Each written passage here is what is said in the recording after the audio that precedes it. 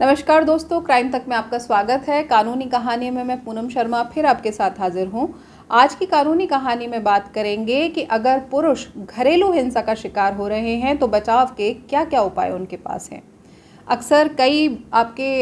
Mail आते हैं या फिर कई अलग अलग प्लेटफॉर्म से, चाहे यूट्यूब हो, फेसबुक हो, आप लोग लिखते हैं कि महिलाओं को लेकर या उनके अधिकारों को लेकर या उनसे बने कानूनों को लेकर अक्सर मैं अलग अलग प्रोग्राम कर रही होती हूँ कानूनी कहानी में, अलग अलग टॉपिक्स पर। लेकिन पुरुषों को लेकर मैं इस तरह की चीज़ें नहीं की हैं, तो उस पर मुझे करना चाहिए। आप लोगों की तरफ से ये डिमांड थी, तो मुझे लगा कि पुरुष भी घरेलू हिंसा के शिकार होते हैं, इसमें कोई दो राय नहीं है। तो आज इसी विषय पे बात करेंगे, क्योंकि ये एक ऐसा संवेदनशील टॉपिक है जिस पर जब भी अगर कोई सीरियस वे में पुरुष कंप्लेंट कहीं करता है या फिर इसके बारे में किसी को डिस्कस करता है, तो अपने रिश्तेदारों या फिर अपने दोस्तों के बीच में वो हंसी का पात्र बन जाता है। यानी कि उसकी जो अपनी समस्या है उसको सुनने तक के लिए कोई गंभीरता से तैयार नहीं होता है। मैं आपको एक छोटी सी कहानी सुनाती हूँ। कहानी क्या है, ये मैंने देखा होते हुए तकरीबन 10 साल पहले की बात है। और लुटियन जोन का जो इलाका है, जिसमें राष्ट्रपति भवन से लेके सुप्रीम कोर्ट, हाई कोर्ट और आपका Patiala house court, India Gate, ये तमाम चीज़ें जो आती हैं, वहाँ पर काफ़ी सारे पोस्टर लगाए गए और उन पोस्टर्स पर लिखा हुआ था कि अगर आप पत्नी से परेशान हैं तो हमें संपर्क करें, हम आपकी मदद करेंगे। और उसमें किसी एनजीओ का नाम लिखा हुआ था और कोई वकील साहब थे, उनके द्वारा ये सब चीज़ें चलाई जा रही थी कि अगर कोई भी 498A यानी दहेज कानून से जुड़ा हुआ कोई गलत या झूठा मामला कोई पत्नी पति पर दर्ज करती है या इस तरह से परेशान है घरेलू हिंसा से, तो उन्हें बताया जाए। कुछ वक्त के बाद एक वीडियो टीवी पे दिखाया जा रहा था और उसमें दिखाया गया कि एक पत्नी अपने पति की पिटाई कर रही है ज़बरदस्त तरीके से। और वो वीडियो काफ़ी वायरल हुआ था उस वक्त, हालांकि कई साल हो चुके हैं इस बात को। तो मेरे एक मित्र थे, उन्होंने मुझे बताया कि ये वही वकील साहब हैं जिन्होंने पूरे लुटियन जोन में पोस्टर्स लगाए हुए थे कि अगर आप पत्नी से परेशान हैं तो मदद के लिए हमसे संपर्क करें। तो उस दौरान भी जब मेरे मित्र ने मुझे बताया तो वो एक हास्यास्पद पूरा वाक़या बन के रह गया कि ये खुद ही अपनी पत्नी से नहीं बच पाए, ये दूसरे पतियों को क्या उन पत्नियों से बचाएंगे जो घरेलू हिंसा के शिकार हो रहे हैं। तो ज़्यादातर तो इस तरह के मामले जब सामने आ रहे होते हैं तो गंभीरता से उन पर विचार नहीं किया जाता, उनको बहुत लाइटली लिया जाता है। लगभग उस हर पति की मजाक बनाई जाती है जो अगर घरेलू हिंसा का शिकार हो रहा है और कहीं इसको शेयर कर रहा होता है। तो कई बार तो लोग शेयर ही नहीं करते हैं, लेकिन जो करते भी हैं क्योंकि वो देखते हैं कि उनको गंभीरता से कोई नहीं ले रहा है। एक अपनी कवरेज से जुड़ा हुआ और आपको इंसिडेंट बताना चाहूँगी। इस बात को भी आई थिंक 8-10 साल हो गए होंगे। मेरे पास एक फ़ोन आया एक महिला का कि उसकी सास ने उसे घर से बाहर निकाल दिया और 5 साल की उसकी बेटी है। और मई जून का महीना था, इसी वक्त के आसपास की गर्मी बहुत थी उस वक्त, कि मैं घर के बाहर बैठी हुई हूँ और मैं अनशन पे हूँ। हम लोग वहाँ पर गए, कुछ और मीडिया टीम्स भी वहाँ पर थी और इसी दौरान हम शूट कर रहे थे। और महिला से हमने इंटरव्यू किया, उसकी 5 साल की बेटी वहाँ पर थी और सास ने उनको घर से निकाल दिया था, बाहर थे वो लोग। उसी दौरान कुछ देर में जो महिला है जो अपनी बच्ची के साथ बाहर थी घर के, उसकी माँ वहाँ पर पहुँचती हैं और माँ जो है फिर फ़ोन करती हैं अपने दामाद को कि यहाँ सारा मीडिया आया हुआ है और तुम कहाँ अपनी बेटी और पत्नी को छोड़ के गायब हो, तुरंत यहाँ पर आओ। कुछ देर के बाद पति वहाँ पर आ गया और ये तमाम चीज़ें जो है वो कैप्चर हो रही थी, मीडिया इसको कैप्चर कर रहा था। और उसी दौरान पति वहाँ पर पहुँचा और वहाँ पर जैसे ही पति पहुँचा, जो उनकी सास थी उन्होंने कोई बातचीत नहीं की और दामाद पर उन्होंने चप्पल अपने पैर से निकाली और चप्पलों से ही दामाद को मीडिया के सामने पीटना शुरू कर दिया। जब ये सब तमाम चीज़ें हो गई तो उसके बाद पुलिस केस तो कोई नहीं किया दामाद ने, लेकिन जो पहले बात सिर्फ इतनी थी कि सास या ससुराली जन बहू और उसकी बच्ची को रखने को तैयार नहीं थे। उसके बाद ये जो पूरा इंसिडेंट हुआ, उसके बाद पति ने भी कहा कि मैं तलाक लेना चाहता हूँ, मैं अब अपनी पत्नी के साथ नहीं रहना चाहता। तो कुल मिलाकर ये जो रिश्ता होता है पति पत्नी का, बहुत नाजुक, बेहद संवेदनशील होता है और इस तरह की जो गलतियाँ अक्सर कई बार हो जाती हैं उससे पूरी ज़िंदगी के लिए कड़वाहट हो जाती है और साथ रहना बहुत मुश्किल हो जाता है। तो इस तरह की परिस्थितियों से बचना चाहिए। जो कुछ पति के साथ मारपीट की गई थी, हालांकि वो कुछ चंद मिनट की ही थी, लेकिन उसका पूरा असर पूरी ज़िंदगी पर उस कपल पे पड़ा और दोनों ने फिर डिवोर्स चूँकि फ़ाइल हो गया था उन लोगों की तरफ से, फिर मेरी बात भी हुई स्पेशली जो हस्बैंड था उससे, लेकिन उसने कहा कि मैडम सबके सामने मेरी बेइज्जती कर दी गई और मीडिया पे वो तमाम चीज़ें आने के बाद जिनको नहीं पता था उन तमाम मेरे दोस्तों को, रिश्तेदारों को, सबको पता चल गया कि मेरी इस तरह से मेरी सास ने पिटाई की है। अब ऐसी स्थिति में मैं इस शादी में आगे नहीं रह सकता। तो अगर इस तरह की कोई भी परेशानी है तो बेहतर तो ये है कि परिवार के साथ बैठकर ही उसे सुलझाइए। कई लोग मीडिया में इसका विकल्प ढूंढ रहे होते हैं, वो नहीं मिलेगा आपको, और साथ ही समाधान जो है वो कोर्ट से भी हर बार नहीं मिल पाता है। और इसीलिए अगर कोई पर्सनल बेसिस पे एज ए मीडिया पर्सन मेरे से पूछता है कि इस तरह के केसेस में क्या ठीक है, तो मैं हमेशा यही कहती हूँ कि लिटिगेशन में जाना कोई सलूशन नहीं है। बेटर है कि आप मीडिएशन में चले जाएं, यानी मुकदमाबाजी करने से बेहतर है कि आप फिर मध्यस्थता में चले जाएं, जिसमें दोनों पक्षों को बैठकर उनकी समस्याओं को सुना जाता है और उसके बाद उनका निपटारा किया जाता है। तो ये जो 2 इंसिडेंट मैंने आपको बताए, ये इसलिए बताए कि पुरुषों पर भी घरेलू हिंसा लगातार होती है। वो बात अलग है कि देश में इस तरह के कानून नहीं हैं, जैसे कानून महिलाओं को प्रोटेक्ट करने के लिए बनाए गए हैं। 50 के आसपास इस तरह के कानून हैं जो महिलाओं के प्रोटेक्शन से जुड़े हुए हैं, लेकिन पुरुषों के पास इस तरह के कानून नहीं हैं। और इसीलिए लगातार मांग हो रही होती है कि पुरुष आयोग बनना चाहिए, जिससे अगर पुरुष भी घरेलू हिंसा के शिकार हो रहे हैं तो फिर उनको आगे मदद मिल सके। हालांकि कोई सरकारी सर्वे तो नहीं है, लेकिन वैसे अगर देखें तो पारिवारिक मामलों को जो सुलझाने वाले अलग अलग परामर्श केंद्र हैं,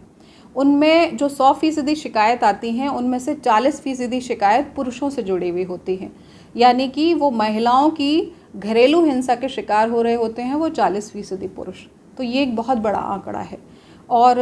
अगर आप नेशनल क्राइम रिकॉर्ड के हिसाब से देखें तो कुछ चीज़ें मैं आपको बता देती हूँ, उससे आपको थोड़ा ये अंदाज़ा हो जाएगा कि पुरुष भी इस देश में बहुत बड़ी संख्या में घरेलू हिंसा के शिकार हो रहे हैं और उनके पास कोई विकल्प नहीं है कि कहाँ पर जाकर इस तरह के मामलों की वो शिकायत करें, कहाँ पर अपनी समस्या का समाधान खोजें। तो कुछ चीज़ें मैं आपको आज बताऊँगी इससे जुड़ी हुई, लेकिन NCRB का जो डाटा है वो ये कहता है कि आत्महत्या के जो मामले हैं हमारे देश में,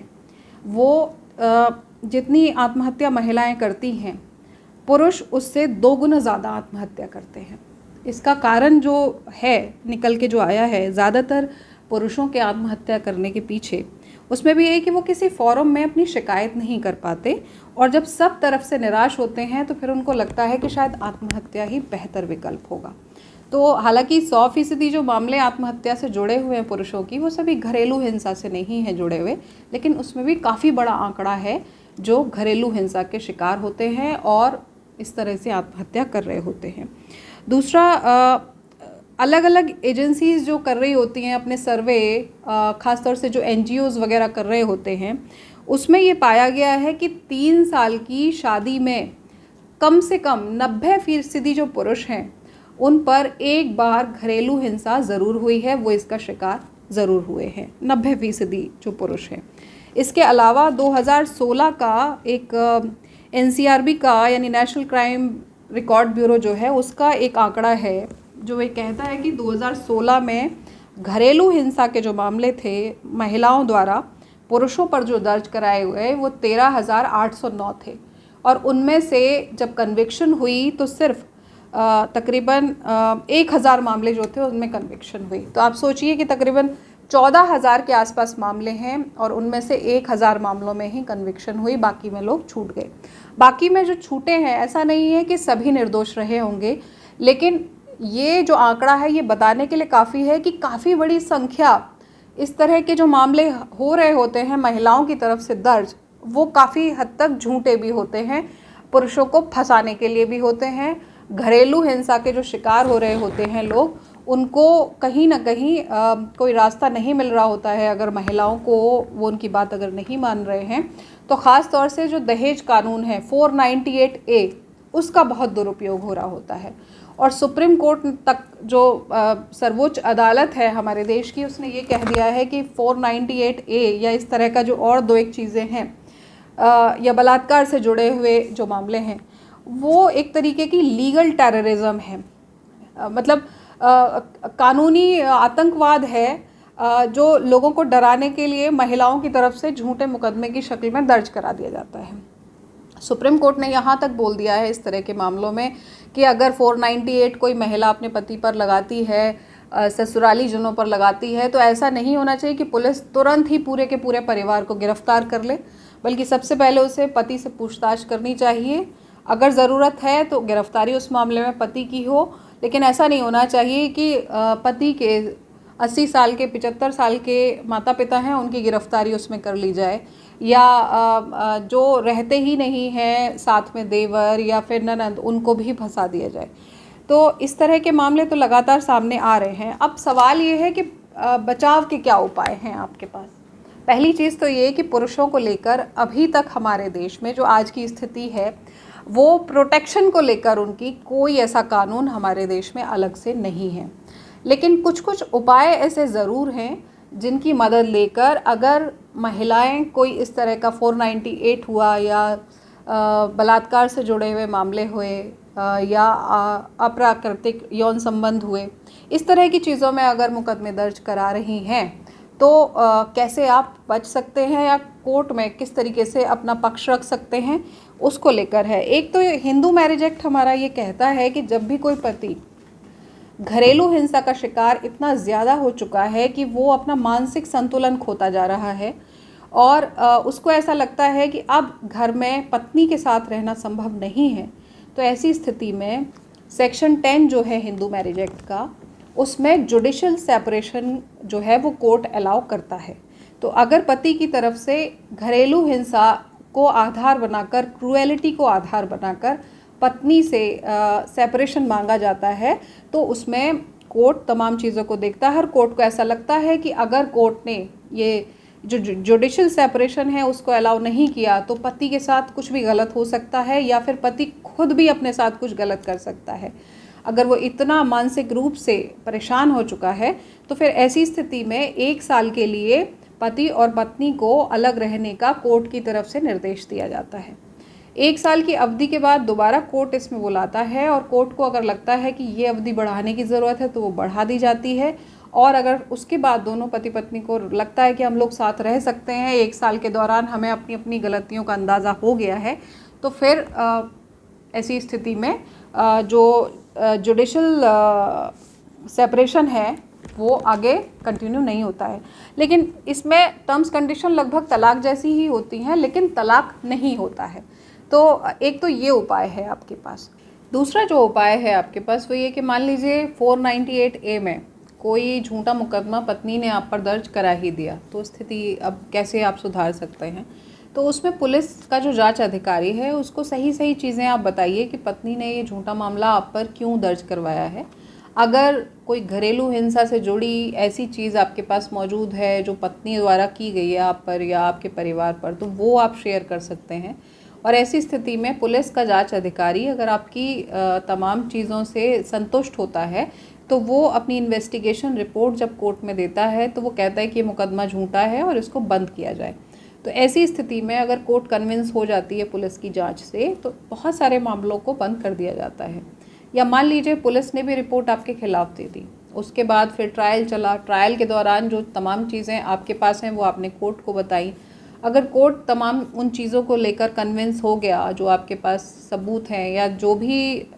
पारिवारिक जीवन में परेशानियां थी आपके, और ख़ास तौर से पत्नी ने जिस तरह से मामला आप पर किया उसकी मेन वजह क्या थी, वो तमाम चीज़ें आप अगर कोर्ट को बताने में और उसके बाद कोर्ट को कन्विंस करने में सक्षम हो जाते हैं और कोर्ट आपके फेवर में फ़ैसला दे देता है, आपको बाइज्जत बरी कर देता है, तो उसके बाद आपके पास ये विकल्प है कि आप पत्नी के खिलाफ़ झूठा मुकदमा दर्ज कराने के लिए उस पर केस कर सकते हैं। आप मानहानि का केस भी उसके ऊपर कर सकते हैं। आप हर्जाना लेने के लिए कंपनसेशन के लिए भी आप पत्नी पर ये केस कर सकते हैं। तीसरी एक चीज़ और है, कई बार डिवोर्स के केस फाइल हो रहे होते हैं और ज़्यादातर मामलों में, ज़्यादातर क्या 99.9% मामलों में आपने सुना होगा कि पत्नी की तरफ से मेंटेनेंस मांगा जाता है। मतलब डिवोर्स के बाद वो अलग हो रही है तो मान लीजिए बच्चे हैं तो उनके लिए गुजारा भत्ता मांगा जाता है, या वो खुद भी काम नहीं कर रही है तो फिर उसके लिए भी गुजारा भत्ता दिया जाता है। और जब तक डिवोर्स की पूरी प्रक्रिया नहीं होती है तमाम चीज़ें ये चलती रहती हैं। लेकिन अगर आप बेरोज़गार हैं और पत्नी आपकी काम करती है तो ऐसी स्थिति में हिंदू मैरिज एक्ट के सेक्शन 24 के तहत आप एक अर्जी कोर्ट में डाल सकते हैं, जिसमें आप अपनी पत्नी से खुद गुजारा भत्ता मांग सकते हैं। कोर्ट में आपको वो चीज़ें आपको देनी पड़ती हैं कि आप काम नहीं कर रहे हैं, आपका जो भी बिज़नेस था वो ठप हो गया है, या नौकरी अब आपके पास नहीं है, और ऐसी स्थिति में आपकी आर्थिक स्थिति अच्छी नहीं है लेकिन पत्नी दूसरी जगह काम कर रही है और उसको अच्छी खासी इनकम है या उसको सैलरी मिलती है। तो ऐसी स्थिति में भी कई ऐसे मामले देखने को मिले हैं जिसमें कोर्ट ने पत्नी के द्वारा पति को गुजारा भत्ता देने के आदेश दिए हैं। तो इस तरह की चीज़ें तो आपके पास कुछ हैं विकल्प के तौर पर, लेकिन मुझे लगता है काफ़ी सारी चीज़ें अभी हम पूरे हिंदुस्तान में ही ना संक्रमण काल से गुज़र रहे हैं और उस दौरान बहुत सारी चीज़ें चेंज हो रही हैं और मुझे लगता है पीछे की जो सोसाइटी है वो उनको आसानी से एक्सेप्ट भी नहीं कर पा रही है।